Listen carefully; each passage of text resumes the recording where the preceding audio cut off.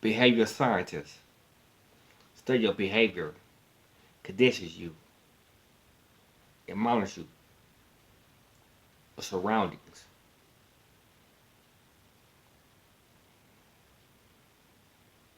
So what's going on right now is is what they're doing. Scientific behavior.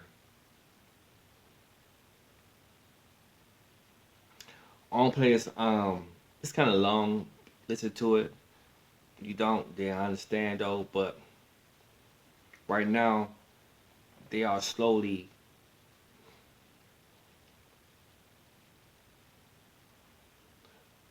The book is called The Brave New World. This man gonna speak about it. You know, the Brave New World, what's going on right now, and you can see what's going on right now. How you been conditioned. How people say turn off the TV, quit listening to this, the news and everything. It's programming you to submit. It's really they taking away your freedom without you even realize they take away your freedom because you submitted it voluntarily without even knowing you submit your freedom voluntarily. But hold up, though. Listen to this.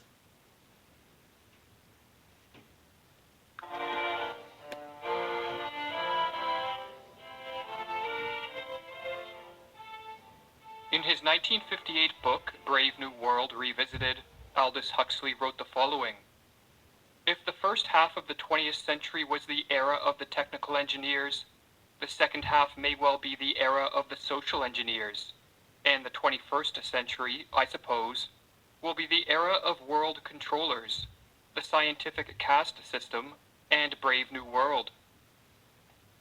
30 years prior to penning these words, Huxley wrote his classic work of fiction, Brave New World. Set in the distant future, this book depicts a scientifically managed dystopian society. In Brave New World, the ruling authorities attain mass compliance not through force, but by supplying the masses with endless streams of distracting entertainment, and manipulating them with drugs and other technological methods.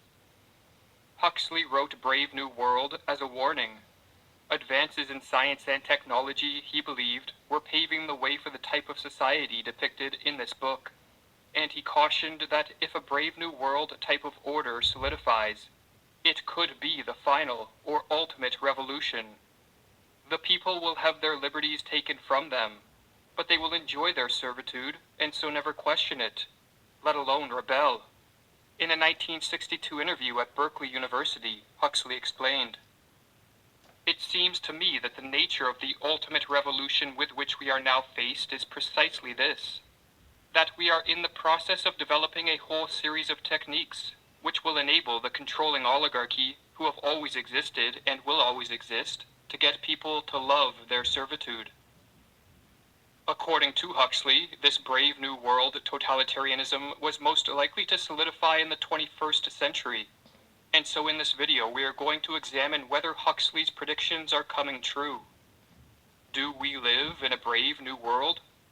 In Brave New World Revisited, Huxley wrote the following: "In 1931, when Brave New World was being written, I was convinced that there was still plenty of time.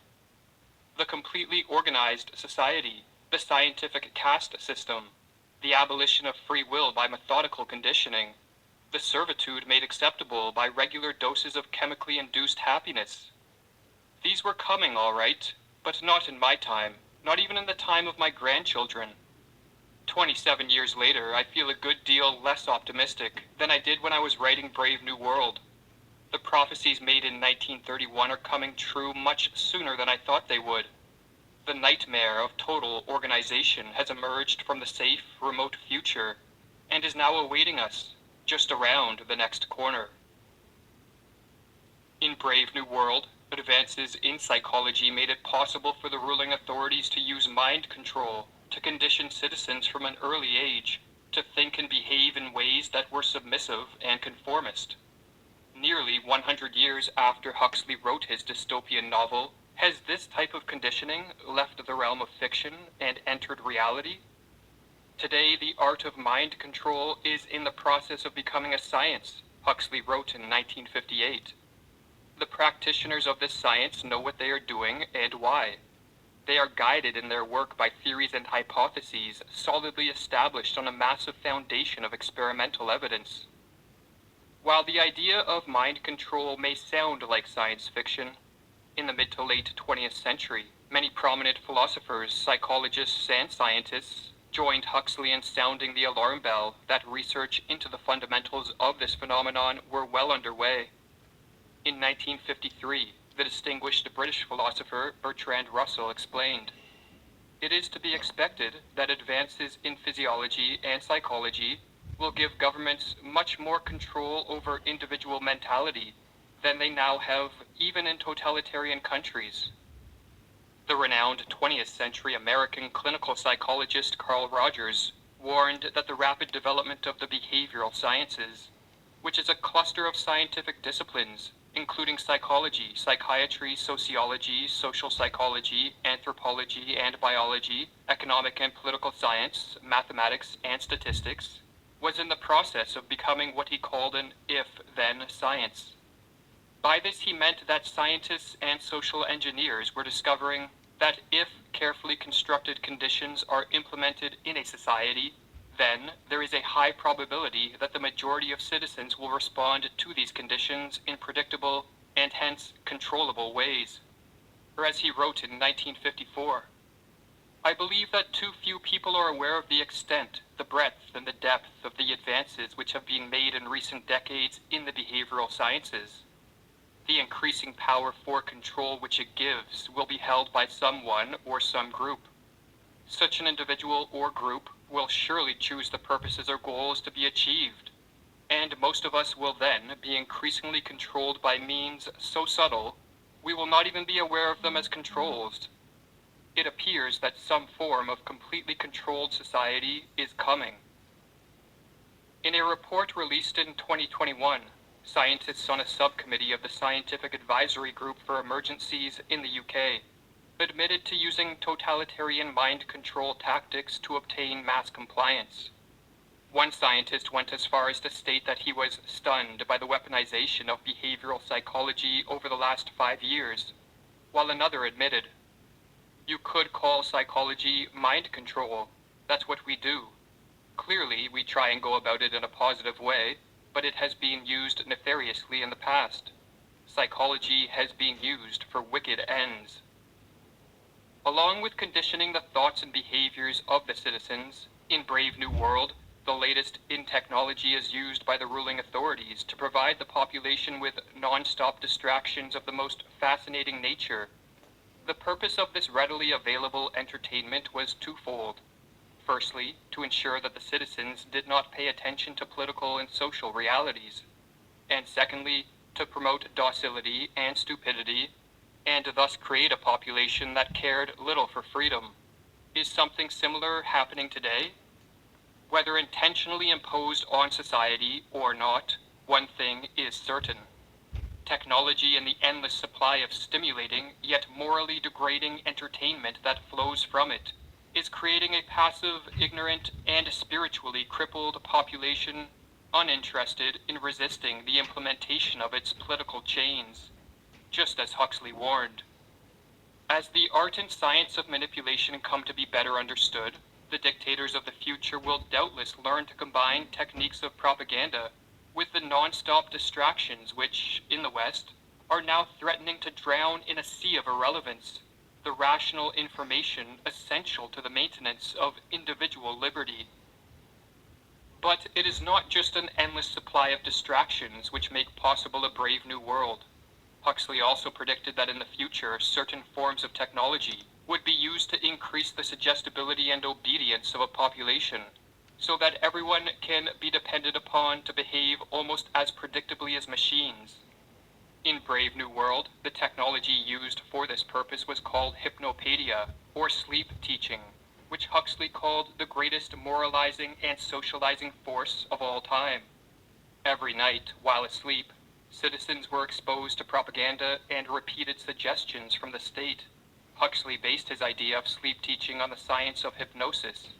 Scientists have long known that when an individual is placed under hypnosis, alpha waves are activated in the brain. just as they are when in a light sleep. In both cases, suggestibility is dramatically heightened, as Huxley explained. Most of the things that can be done with and to a person in hypnotic trance can be done with and to a person in light sleep. Verbal suggestions can be passed through the cortex to the midbrain, the brainstem, and the autonomic nervous system. If these suggestions are well conceived and frequently repeated, new patterns of feeling can be installed and old ones modified.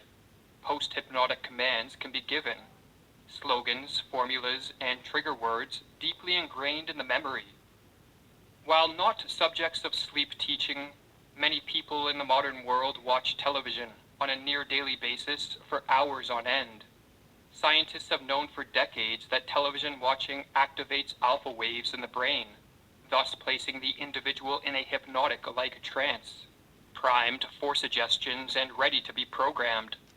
The neurosurgeon Adam Lipson explains, there have been EEG studies that demonstrate that television watching converts the brain from beta wave activity to alpha waves, which are associated with a daydreaming state and a reduced use of critical thinking skills.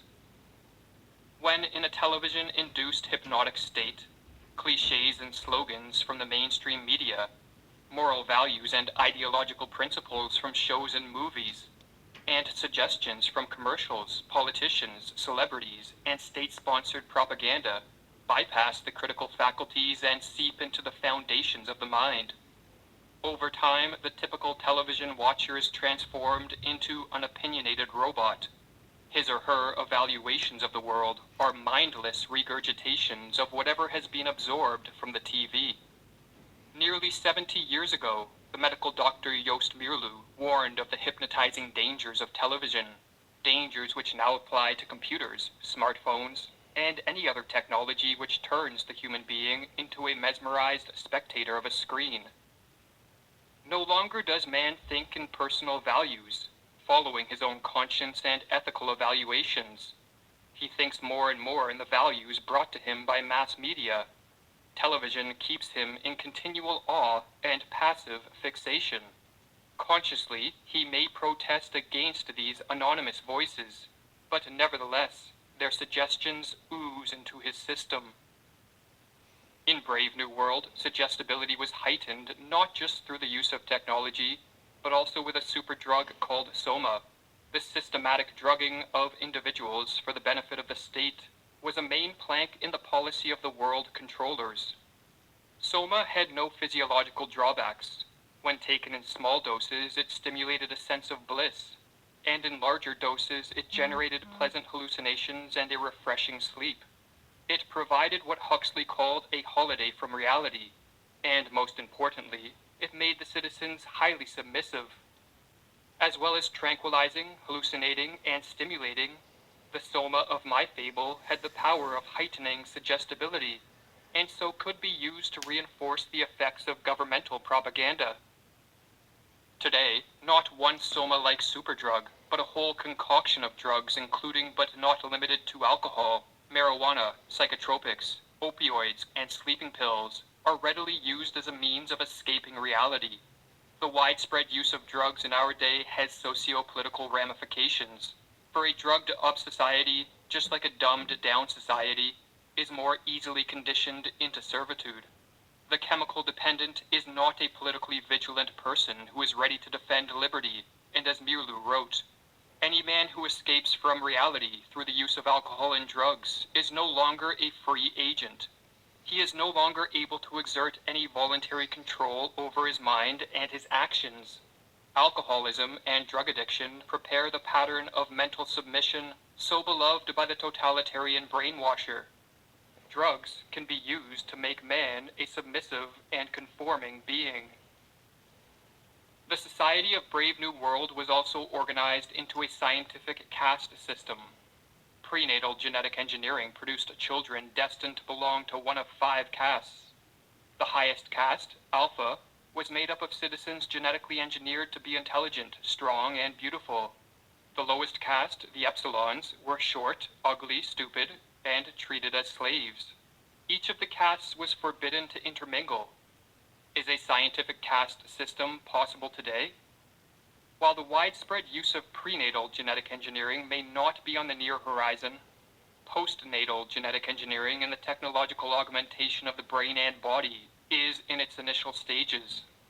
We are at the beginning of a fateful era in which man may merge with machine, and the result could be the formation of a two-tiered scientific caste system. There will be a caste of human beings who welcome the merger with technology in the expectation of transcending biological limitations. And there will be an all-too-human caste, composed of people who resist the merger with technology. What restrictions will be placed on those in this latter caste? What surveillance and control will be possible on those who accept technological augmentations? What will be the carrots on a stick to entice people to transition into a transhumanist era? Time will tell. The world of tomorrow will witness a tremendous battle between technology and psychology. It will be a fight of technology versus nature, of systematic conditioning versus creative spontaneity. If Huxley's predictions are coming true, what can be done about it? Perhaps nothing needs to be done. Perhaps the Brave New World totalitarianism which Huxley warned of is not feasible in the long term, not as stable as he thought. Perhaps this form of social order is destined to crumble under its own oppressive weight. But perhaps Huxley was right. With enough advances in science and technology, a brave new world order can be achieved. And once fully instituted, this will be the final revolution. Human beings will be born and bred in conditions of technocratic servitude that they will not challenge or resist, because it will be a servitude that most of them love and defend. If this should turn out to be the case, Huxley's final words from Brave New World Revisited will prove prescient. Perhaps the forces that now menace freedom are too strong to be resisted for very long. It is still our duty to do whatever we can to resist them.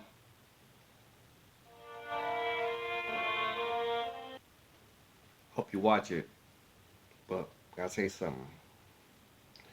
Remember these kids out watching these videos, these kids out here supporting a revolution, a Black Lives Matter revolution, a Marxist revolution, totalitarian revolution.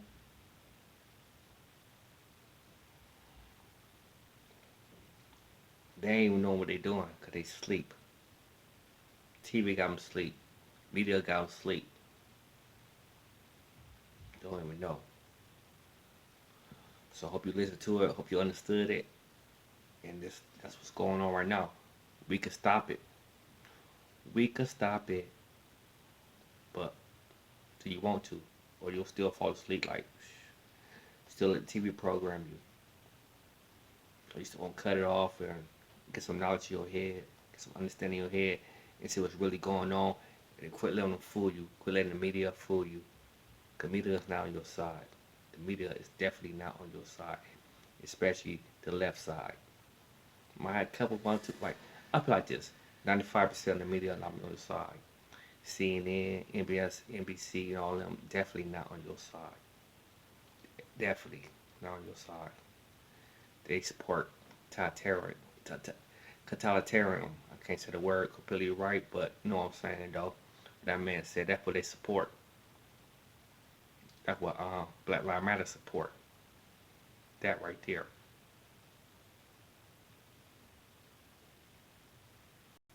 One more thing. That's what Joe Biden and the Democrat Party support. That right there.